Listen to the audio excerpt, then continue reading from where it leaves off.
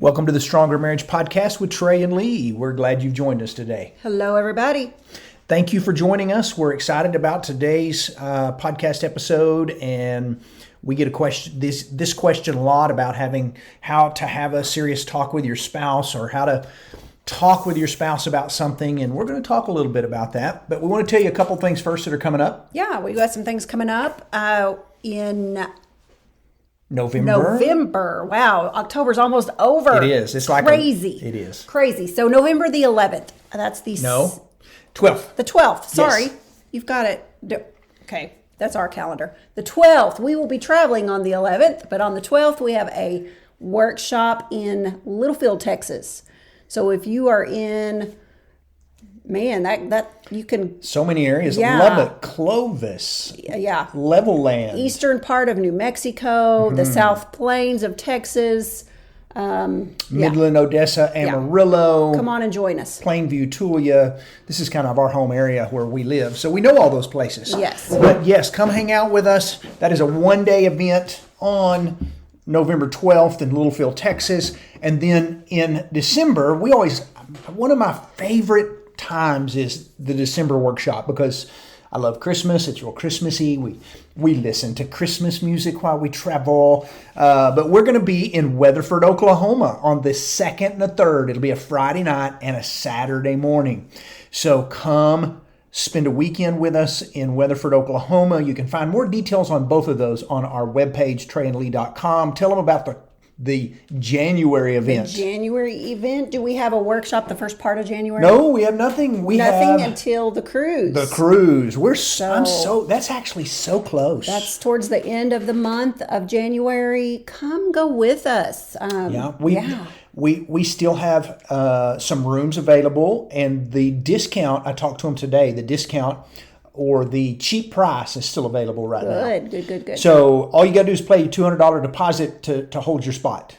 Yes. And so got a good crew going. We're excited about this. You can go for as little as, I haven't looked in a while. I think it's $100 a day per person. Was it about $700 a couple? Yeah. I mean, a person? Yes. $700 per person. You can go for, depending on what kind of room you choose and all that. And you think about that. Sometimes on trips we eat food, and I mean, when you talk about a food in a motel for $100 a day, we go way over that. And we're going to get to be out on a boat in the Caribbean. Yeah, you can't get a nice hotel room for $100 anymore. So yeah. It's a good price. It's a good deal. It's a lot of fun. It'd be a great last-minute Christmas gift if you just feel like doing something, Good call. whimsical at You're the going, last minute. maybe you're going, we're not going to buy each other a present. Or maybe if you're a wife and you're going, I don't know what to ask for. How about telling your husband you'd love to go on a cruise? Yep. Details are on the webpage. Yes. So we're talking about how to have a discussion with your spouse. Yes, a serious talk. Serious talk. We talk every day. Some of them are serious, some of them aren't. But there are times in marriages, whether it's a problem, maybe it's an issue that you've kind of repeated, and maybe you think my spouse isn't taking this serious enough, something that may be bothering you, maybe it's something new that's come up. You have two options. People always go, what do I do? This is going on in my marriage. What do I do? You got two options. Learn to live with it and be miserable, which I don't think that's what anybody wants to do. Nobody recommends that one. Or talk about it and try to work through it. And we're people that don't like confrontation. We don't like to have hard discussions. But if you're not willing to have those, makes it really hard to fix anything that might be broke or a problem you're having. And so we definitely suggest that one.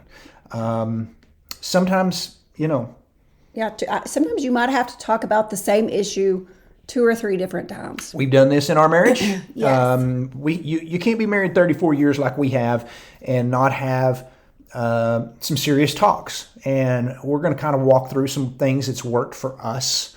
And we've had them. And it's just kind of one of those things that you have to do at times. And maybe you've brought it up a couple of times in passing, maybe something that's bothering you. And you go, look, I really want my spouse to know we need to work on this, or there is an issue, or I'm struggling in marriage, whatever it is. I'm really serious about this. I'm really serious about this. And step one is one of the most important things. And I really think that if there's anything in here you need to get, step one may be one of the most important things to having a serious talk with your spouse. Yeah. You've got to plan ahead. Plan and schedule a meeting with your spouse. Tell them, hey, there's something that we need to talk about. When is a good time for you? Because timing is very important as well. It needs to be a time where there's no distractions. It needs to be a time when you're both relaxed. So timing is important. But you've got to plan ahead, and you've got to let them. When you let them know, hey, I need to talk to you about something. When is a good time? That kind of lets them know right then and there. Oh, there's something serious going on. Yeah, that's the huge thing. Is because when you schedule and schedule it, put it on your calendar. Don't just go later this week.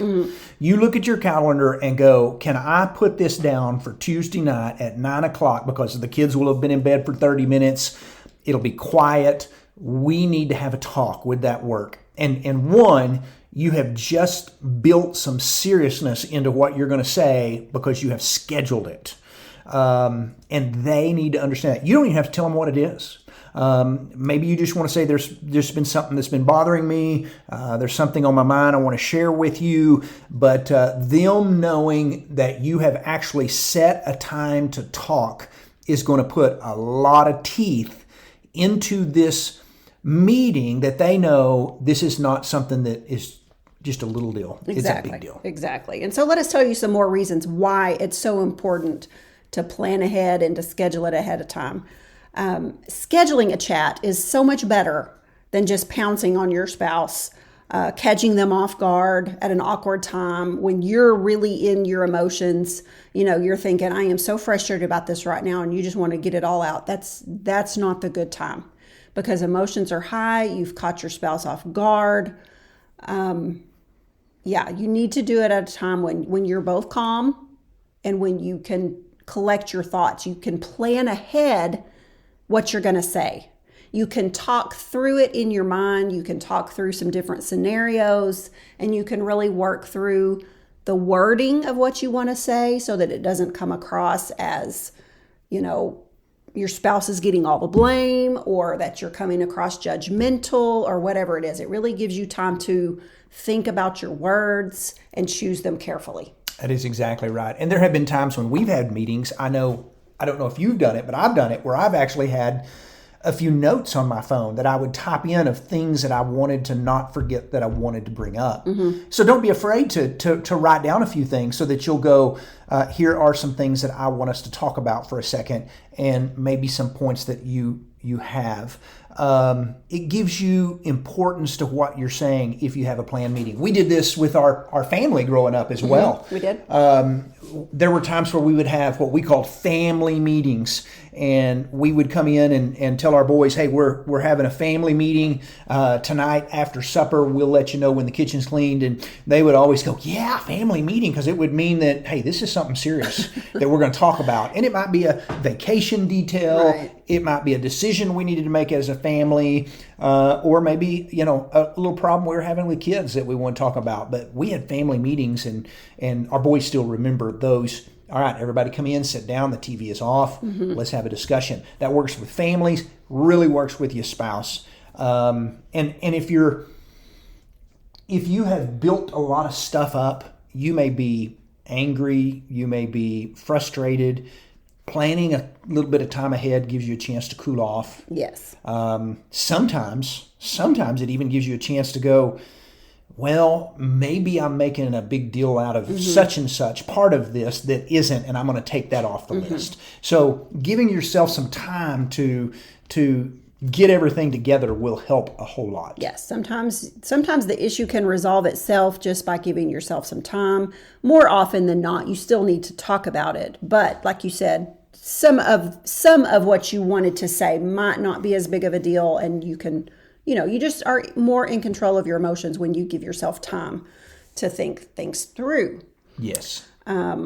So step yes, number 1, plan it. Schedule a meeting with your spouse. Don't just say, hey, you're home for lunch. We got 20 minutes. Let's have a talk. You make a date, put it on the calendar for y'all to talk about. Mm-hmm. Step number 2, lead with your intention for making your marriage better. So instead of going, you're doing this, mm-hmm. instead of going, I hate it when this happens, or the you always or you never statements, lead with your intentions of making your marriage better. So I might say, or Lee might say, I want our marriage to be stronger. I feel like we're not in a place maybe where it's strong as it could be, and I want it to be stronger. And it's important to me that we do this. Mm-hmm. And so, of course, there's always going to be times where you have to lead with talk about negatives, but try to lead with a why your intention for this meeting is, which is to make your marriage better. Mm-hmm. And make it as much of a we thing as a you thing, instead of, it's hard to hear when you're blaming and pointing fingers. But if you can say, let's do this together, it's usually a little more well received. Yeah, that is exactly right. Third thing you're going to want to do is you're going to want to focus on one thing, or at least on one issue or 2 issues at the most, that whatever is bothering you. Mm-hmm. Yeah. Whatever is the most important thing, not here's a list of 12 things that you're doing poorly that I want us to talk about. Yeah, they're going to be overwhelmed and go, oh right. my goodness, am I not doing anything right? So yeah, instead of telling your spouse they stink at 10 things, go, here's a couple of things I really think we need to work on, or here's something that's really, really bothering me. Mm-hmm. And you may be sitting there going, I've told my husband this or my wife this 14 times.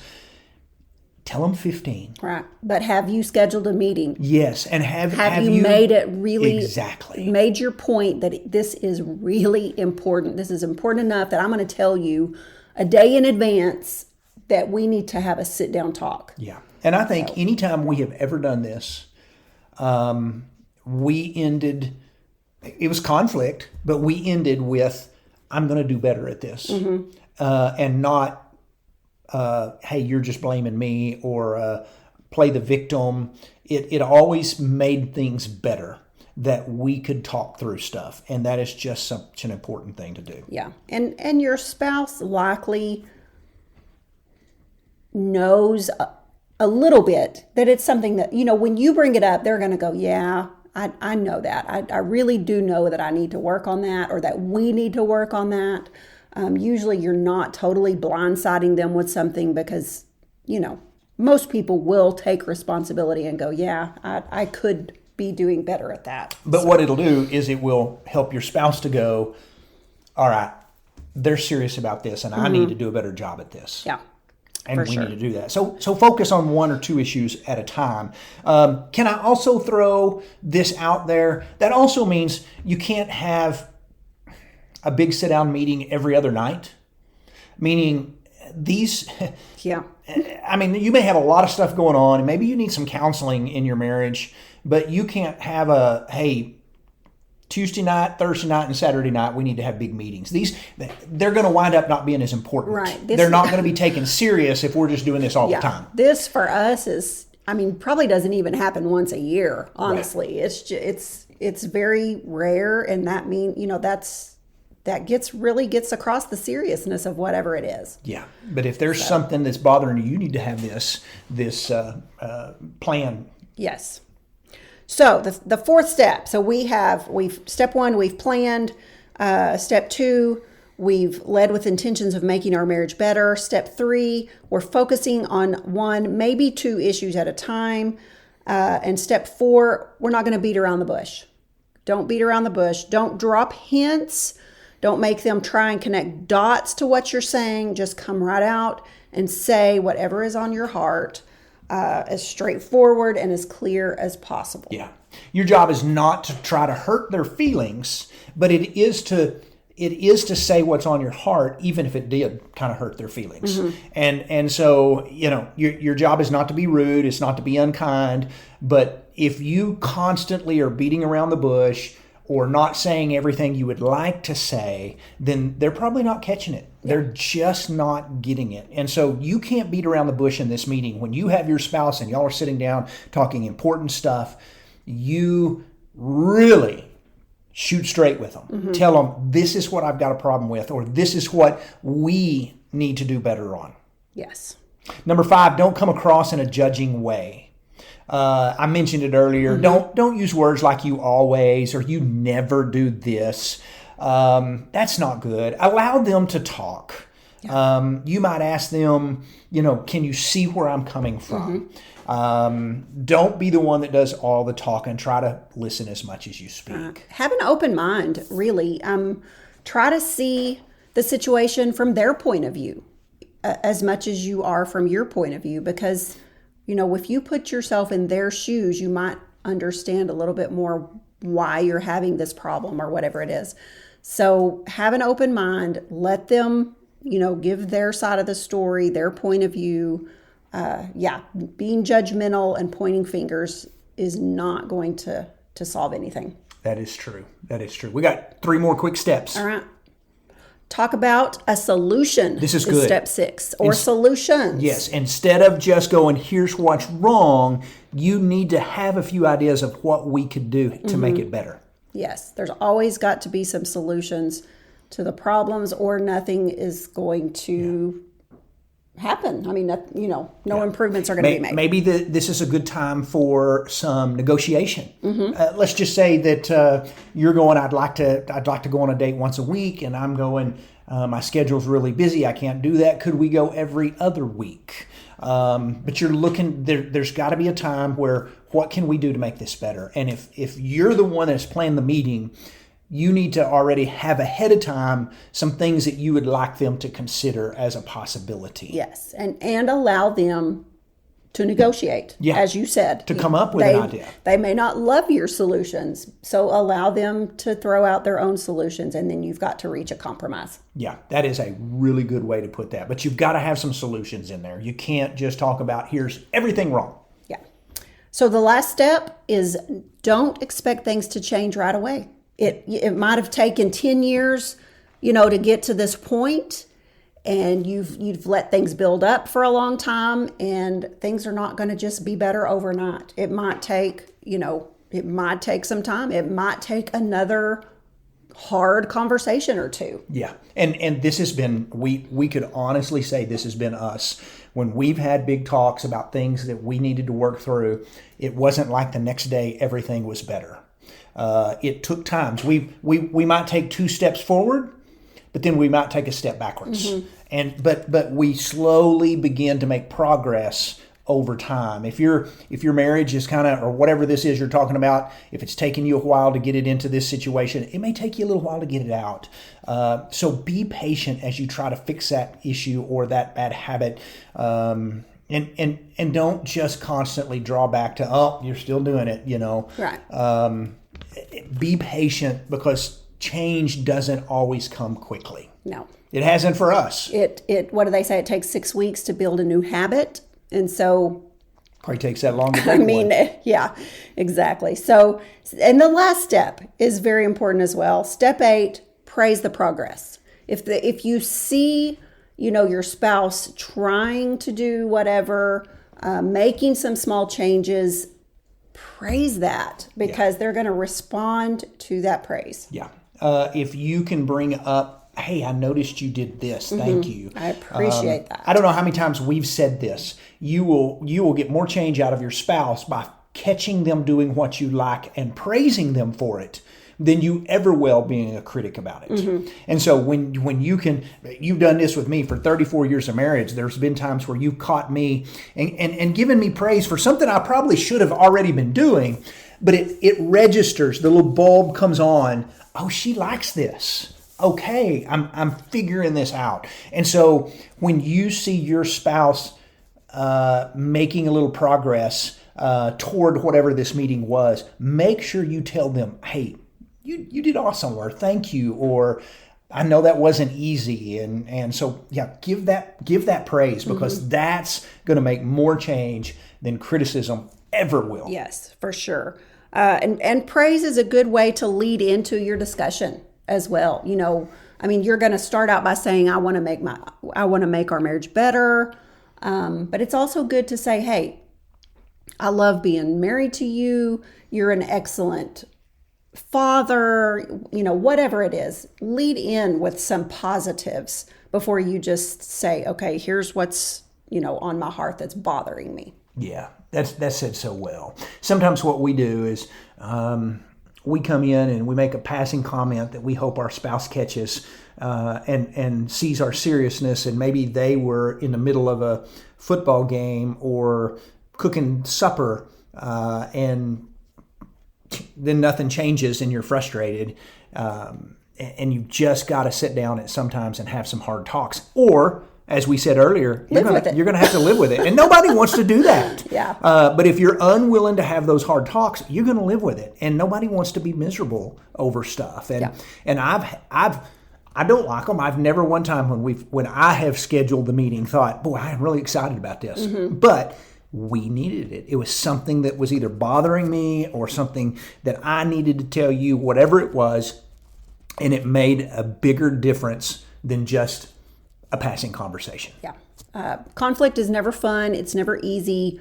But sometimes you have to go through a little bit of conflict to get to a really healthy, better place. It's just like going to the gym. You don't want to go. You dread going. You go and then you're sore for 2 or 3 days. It hurts. It's painful. The workout's not fun. But gradually you start to see changes and good changes. And such a good illustration.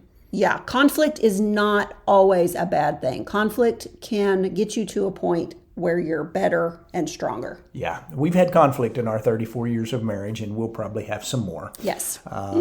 But we are always honored when you come hang out with us on our podcast and when you listen.